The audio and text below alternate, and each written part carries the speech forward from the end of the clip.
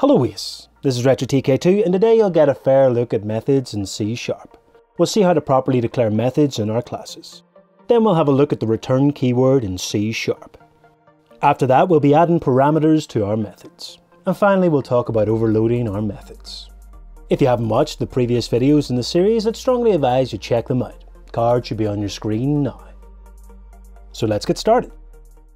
Well, what's a method? According to MSDN, a method is a code block containing a series of statements. In C#, every executed instruction is done so in the context of a method. Methods are declared within a class or struct by specifying the access level, the return value, the name of the method, and any method parameters. Right, let's have a proper look at these in action, Ace. Open up Unity and create a basic C# script. As always, make sure the script has a different name than any other class in your project. We've been using Unity's start method throughout the series to demonstrate the different programming topics. As you've seen in the Unity Basic Methods video, the card is on your screen now in case you missed that, Ace, these methods don't really follow the standard C# conventions. But we shall save all discussions on that topic for the next series. Let's create a basic method in our Tutorial 12 class. The first thing to consider when declaring a method is the access modifier. What is an access modifier? Well, according to MSDN, access modifiers are keywords used to specify the declared accessibility of a member or a type.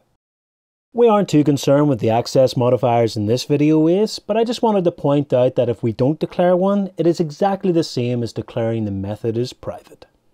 So this is the same as this. After declaring our access modifier, we get the chance to add some other modifiers to our method. If you look at the Microsoft Docs, you'll see that there is a whole plethora of modifiers we can use in our methods. But once again, Ace, these are out of the scope of this video and shall be saved for another time. After the modifiers, we move on to the method's return type. What is a return type? Well, according to Wikipedia, in computer programming, the return type, or result type, defines and constrains the data type of the value returned from a subroutine or method. In many programming languages, especially statically typed programming languages such as C, C++, Java, and C#, the return type must be explicitly specified when declaring a function. Here we've set our return type to void. What is the void type? Well, according to MSDN, the void type specifies a return value type for a method that does not return a value. Here our method doesn't have a return type, and therefore it doesn't require a return statement. But we'll talk about that pretty soon, yes. After our return type, we need to give the method a name. Here I'm going to keep it super simple and call it method. Now we need to define our method's parameters using parentheses. Our method isn't going to have any parameters, so we need to open our parentheses and then immediately close them. Finally, we open and close our curly brace to create the method's body. This is usually where all our behavior goes, Ace, but for now we're just going to leave it blank. And that's how you declare a super basic method in C#. Now we need to call our newly created method. Type out the method's name into the start method's method body. Once it's typed, we need to provide the correct parameters for the method. This is a piece of cake for us, Ace, since our method doesn't have any parameters, and we can just open and immediately close our parentheses. To finish the method call, add a semicolon to the end. Save the script, head back into Unity, drag the script onto any game object in the scene, and run the game. And nothing happens. Well, not exactly, Ace.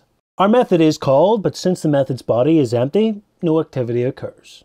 This is the expected behavior, Ace. Let's create another method with a little more life. Start with the void keyword, give it the name method2, and no parameters. This time we'll log out a simple message. Type the method's name into the start method, like so. Visual Studio's IntelliSense should kick in here to tell us that we have members called method and method2 that can be used inside our class. If we press the down arrow to highlight method2 and press enter, you'll see that our method call is auto-completed for us. This is a massive time saver, Ace. Save the script, head back into Unity, and rerun the game. And you'll see that simple message is logged. Super basic case, so let's up the ante a little. Create a third method called method3, but this time give it the return type int. Immediately we get an error, return statement is missing. The issue here is that we have told the compiler that we intend to return an int from our method, but at no point in our method body are we returning an int. Let's fix that by typing return 0 into our method's body and ending it with a semicolon.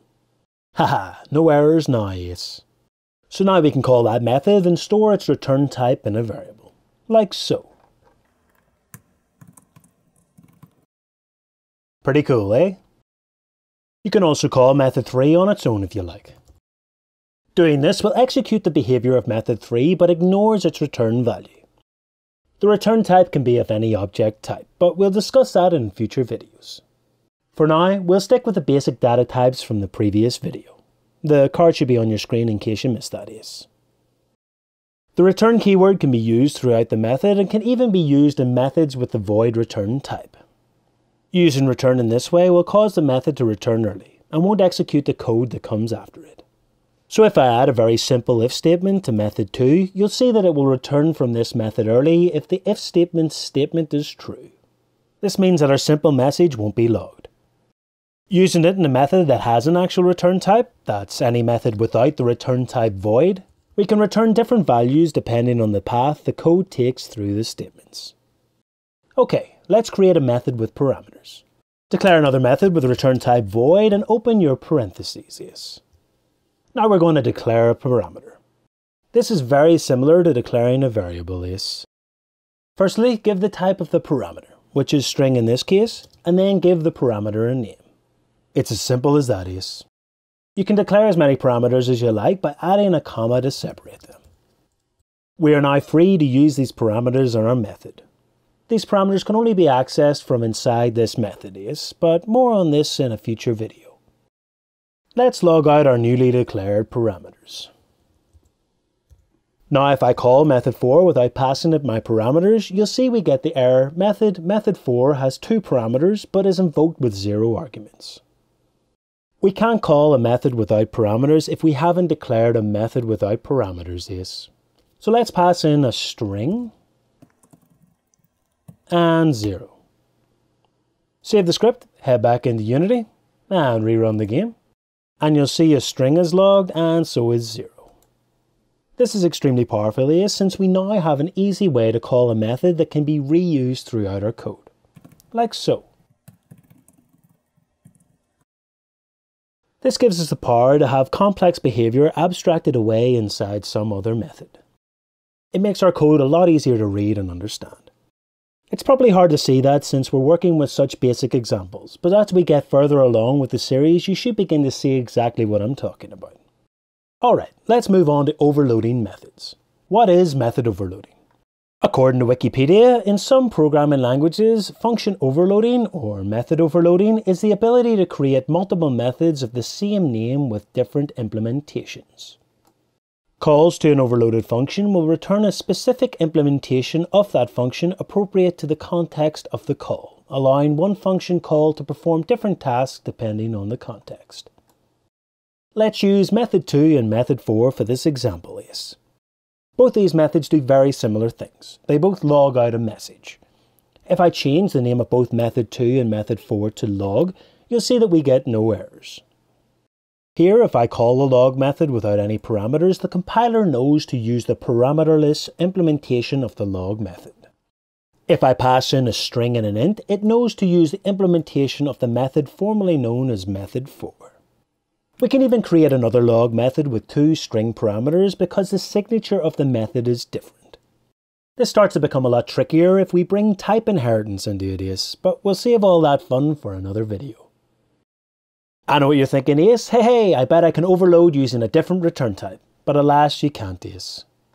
If I change method 3's name to log, we get the error member with the same signature as already declared. Although you can have different return types so long as the signature of the method is different. So if I add a parameter to the method3 method, change its name to log and fix the name errors, you'll see that it's completely valid. This has been a fairly good look at methods in C#. And that's it. Rate, comment and subscribe, Ace. Thank you so much for 400 plus subs. You can email me at retrotk2@gmail.com with your method overloads. Thank you for watching this, and I'll see you in the next video.